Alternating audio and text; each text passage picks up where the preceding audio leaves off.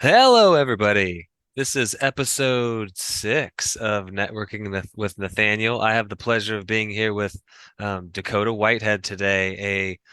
Man, he's doing a lot. He's out there working a full-time job as an electrician. He's got two beautiful daughters at home, 11 and 5, I believe.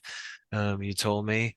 And he's out there, he's really been pushing the door knocking scene out in the Memphis, Tennessee, specifically market. And we're going to talk to him about that and a lot more today. Um, Give us a quick, just, hey, how you doing, Dakota? Hey guys, I'm doing awesome out there. It's amazing. Yeah, I love that. You have had your ups and downs for sure since joining Sub 2, but since I've known you, you have a um, always have a smile and a kind of a positive mentality going on. Um, so tell us, I did mention you have a 9 to 5.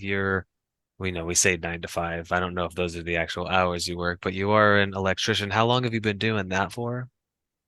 9 years now. Okay, wow. So just you're slightly experienced. Yeah, just a little. Yeah, yeah. And how busy does that keep you during the day? How is that kind of working around your what you got going on with the door knocking? So now I just drop it to 40 hours a week Okay.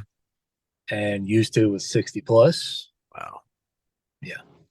How long So ago were you doing 60 hours a week? let's see. About 2 years ago, I was doing about 60 plus. Okay. And you joined Sub 2 about a year ago, is that right? No. Well, no, it hasn't been a full year. I Okay. joined towards like the end of December, so everything was Okay. kind of shut down. Right. Okay. And it wasn't right away that you got into door knocking if I remember kind of correctly. Is Yeah, that it's absolutely right because I am a very big action taker. hmm. So the first video I watched, oddly enough, was a door knocking video. I only watched part of it. It says, "Go knock doors, get a deal." Yeah, I'm like, that's what I did. that's it. Came, I said, "Oh, you're supposed to knock on specific doors." It's like, "Oh, You just started with your neighbors and started working down the street. I love yep, that. Well, this is the first tidbit you're gonna get from Dakota right here is listen to something and then go do it. That is amazing. I know you've been knocking on doors then for geez, like 10 months now at this point. So you are how much time are you spending each day doing this? Or like could you put a number on it maybe per week? oh yeah, definitely." So on average, I spend no less than 2 hours. So I spend about 3 to 4 per day. Okay. Weekend, I usually go about 5, maybe 6 hours. Oh, So, um, but yeah, the goal is to at least knock 10 doors a day, though. okay.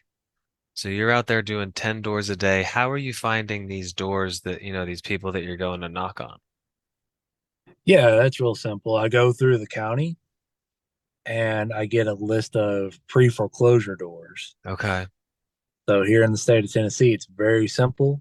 It's literally an online website you can look at and boom, print it out and route it out and just hit each door that you want to go to. Okay. How would you like how many times would you say you typically knock on a door before you get an answer?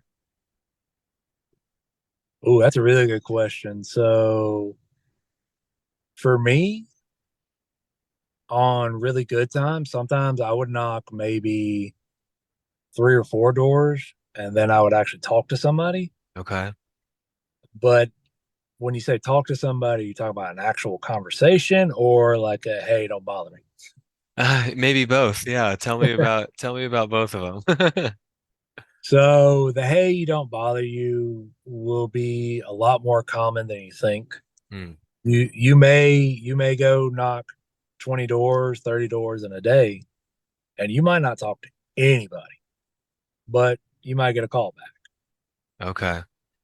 But at the same time, you might go knock 2 to 3 doors and literally get a contract Mm, because that window is always moving and always different for everybody. right. Literally, the last contract we locked up, I knocked the house 5 times, separate times, and I finally got the guy on the phone and set up a meeting, and then we closed it with him. Okay. So you are definitely going back and you're not just going and knocking on a door one time and saying, "Oh, I didn't get a hold of them. Like I've got to move on to the next door." You're going back and knocking them at a maybe a different time of day, different Mhm. day of the week for sure, right? Right. Okay. 'Cause in my area, it's not like a 1 month thing; it's a 3 month thing. So was that 90 days? Yeah. So that's about 90 days before it's the end of the road for them. Okay. So that's why you go back and knock them multiple times. But at the same time, we get about 10 to 15 pre foreclosures every day. Wow.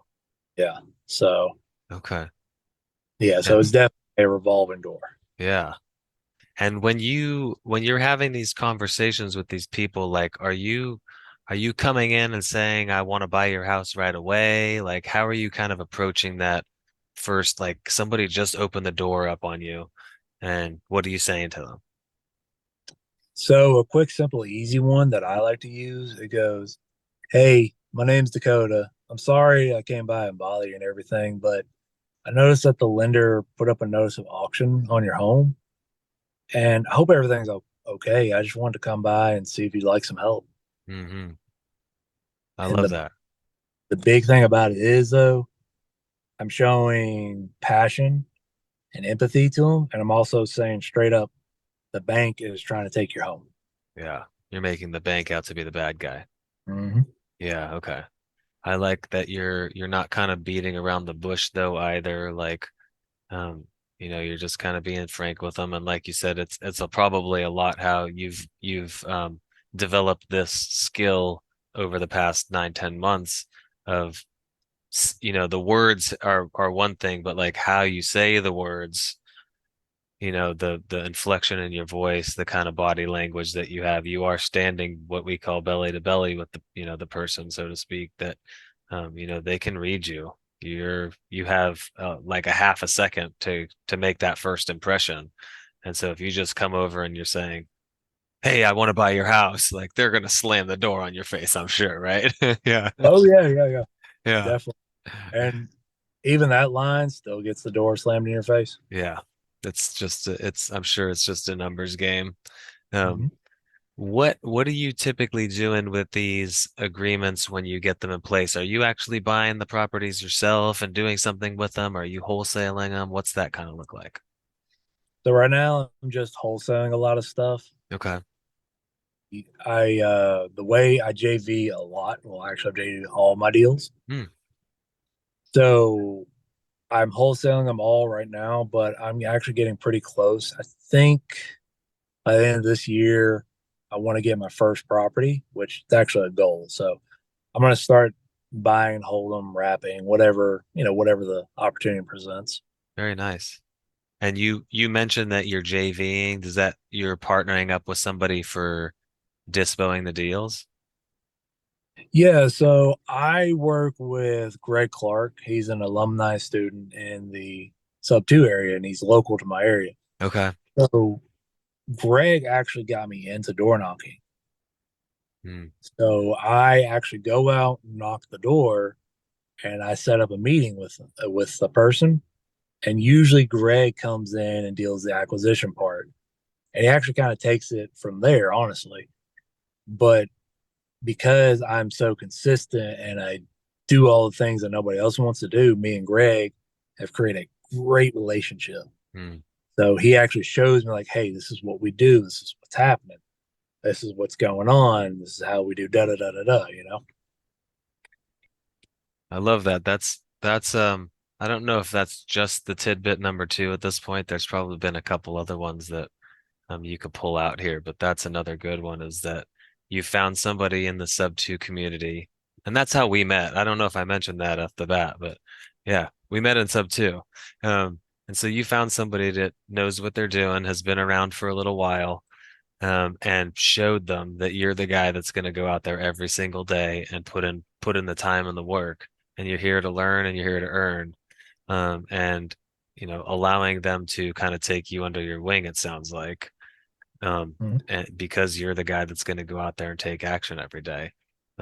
What's the word, like collaboration over competition, squadding up. Like there's just so many things that I've learned inside the sub two community about just teaming up with other people and being part of a team.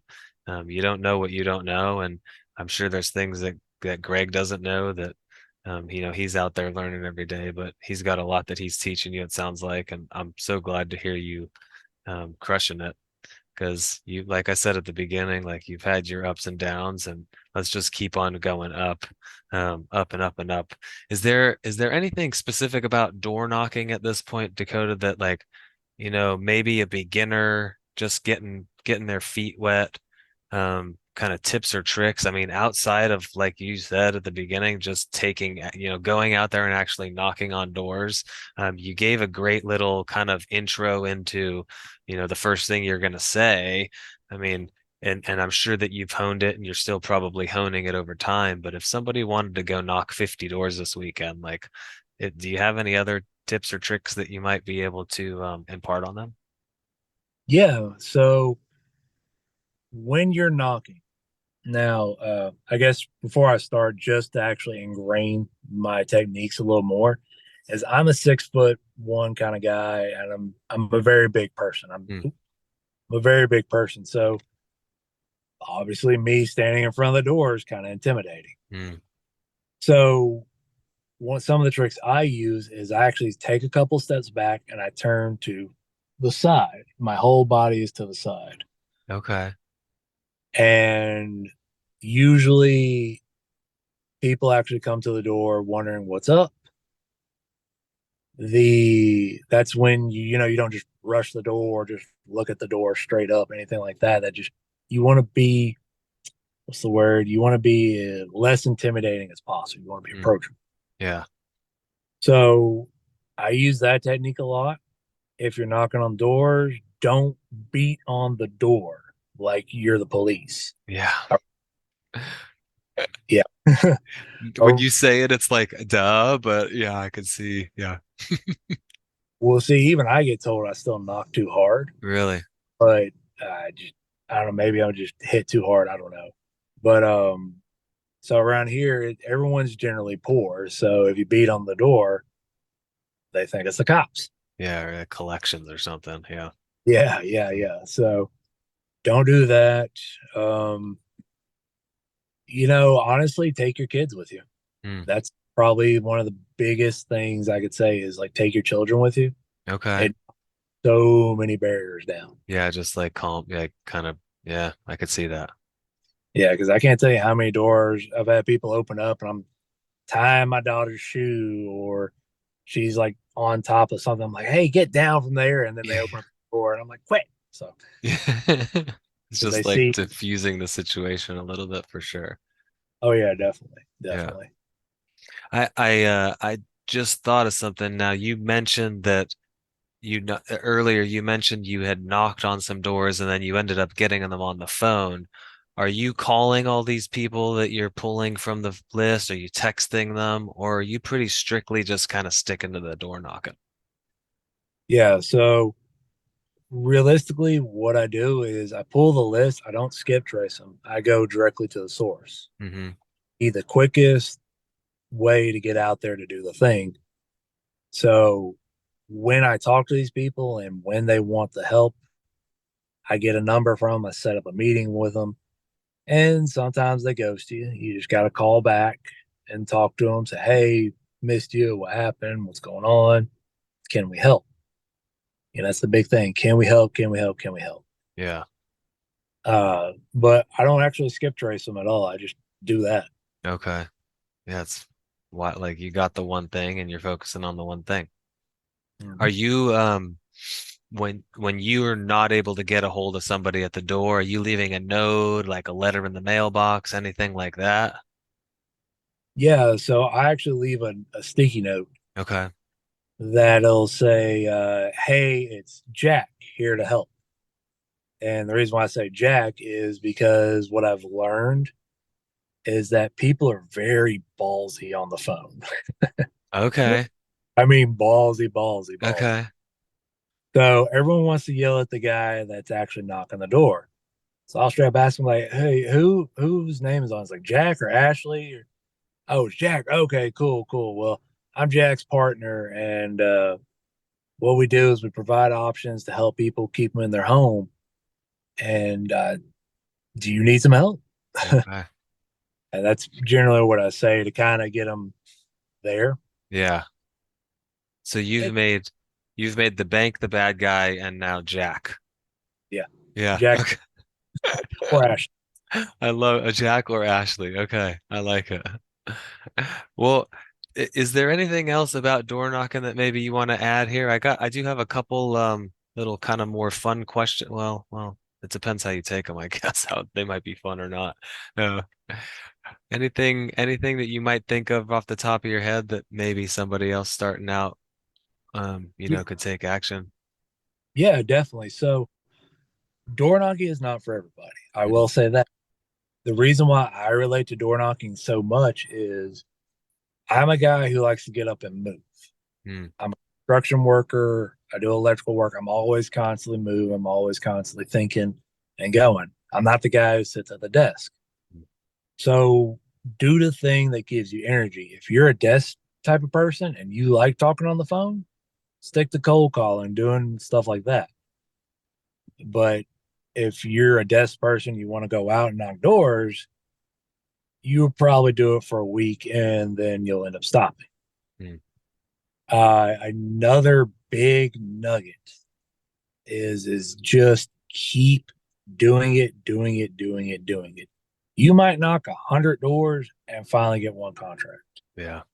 We're tracking our KPIs right now. It's 80 doors, one contract right now. Okay. So, and that sounds like a scary number. I mean, I've heard people have to call 1,000 times to get a maybe.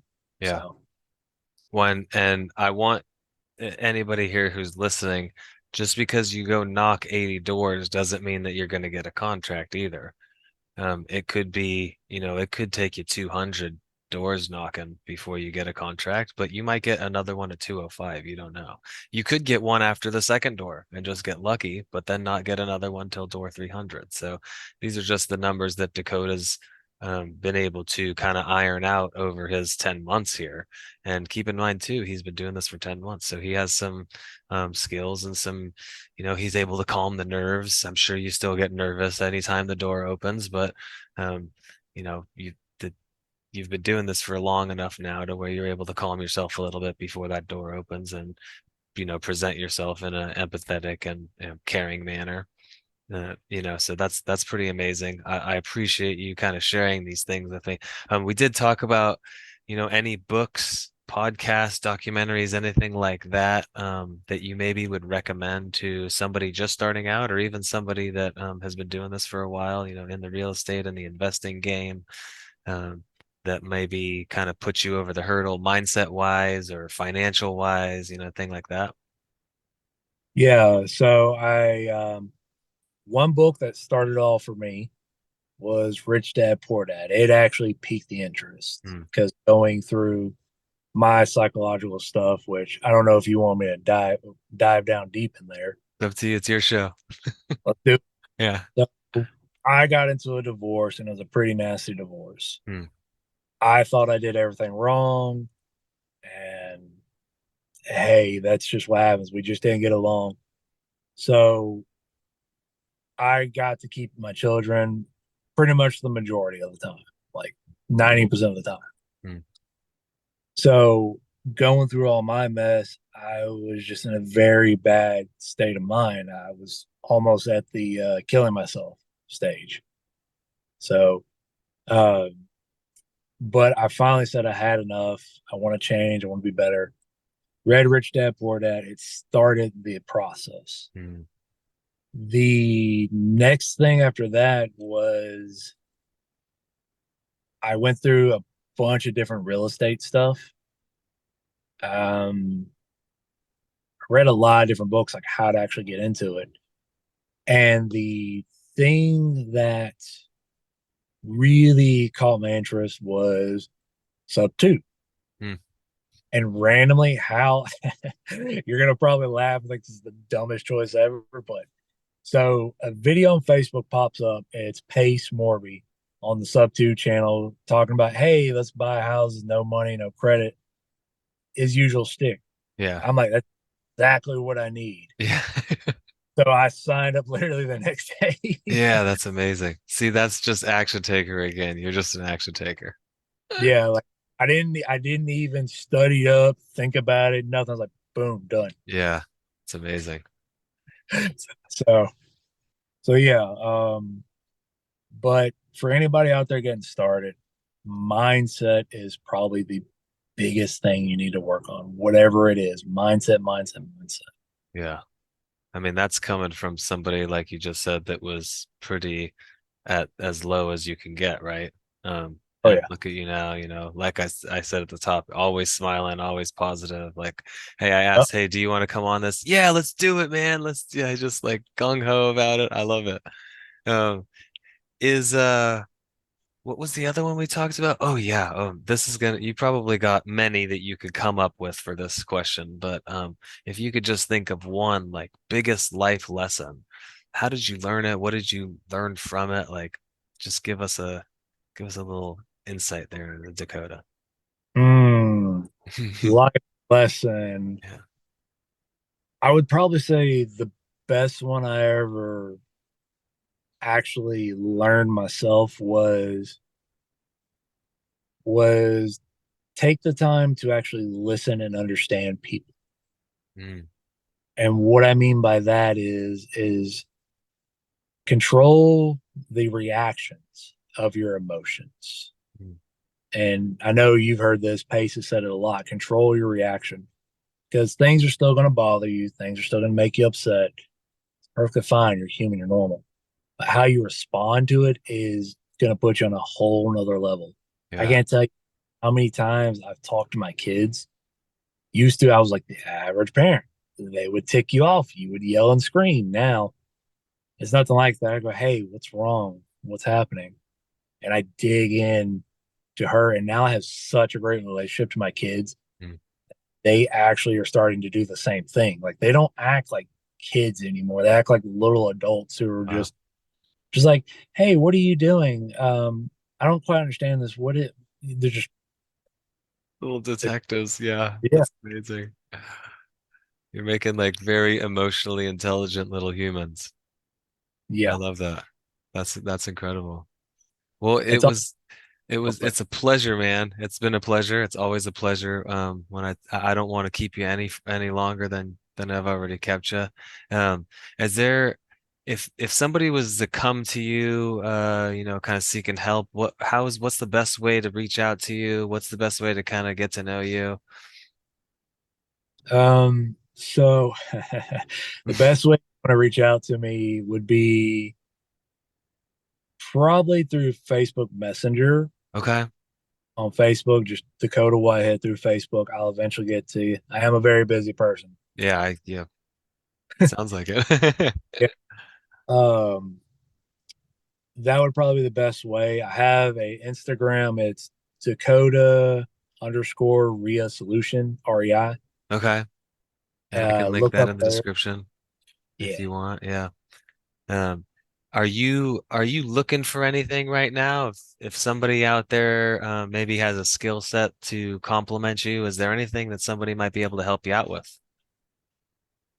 Yeah. So I'm always looking for people to want to actually door knock and treat it like a thing. We are building a door knocking team here in Memphis, and we're on the beginning stage, but we want to expand it. Okay. Anybody who has any deals in Memphis, they want information on anything like that, I'm your guy. Any deals that I would like to buy and get into, I want to do duplex, triplex, or quadplex. Okay. Those are the type of deals I want to get. If it's cash, if it's sub two or seller finance. I'm cool with it either way. I always take a look at it. And if it doesn't turn into a deal, hey, that's cool. Let's see if we can JV down the future or anything like that. Yeah. For those small multifamilies you're talking about, is that also just in Memphis, or are there other markets that you're looking in as well? So right now, I haven't gotten the courage up to do like out of state stuff Okay. yet. Yeah, fair enough. Yeah. Yeah. Awesome, man. Well, again, I appreciate you. Thanks for taking the time out of your busy day. I know you just popped in the car right there. It's always a pleasure speaking with you. I look forward to, seeing you continue to grow and knocking on doors and growing that local Memphis team and beyond. Any parting words for the fandom out there? The fandom out there, Yeah, man, don't even think about it. Just go out there and do it. And if you mess up, who cares? Come back, learn a little more, and keep going. Just don't give up. yeah, If it's your dream, it's truly your dream, keep pushing. yeah, You'll take 1,000 punches and get that one good punch, and it could be the knockout. yeah. That's amazing, man. You got a great spirit in you. You've come a long way since I've known you, and I look forward to watching you continue to grow. You hear it here. Just keep pushing forward, as Dakota said. You might not get a deal on your first one, and you might not get a deal on your 100th one, but if you really want it, you stick with it and you keep going, you're gonna crush it just like this guy's doing. It's been a pleasure, man. Thank you so much. Thank you, Thank you. everybody.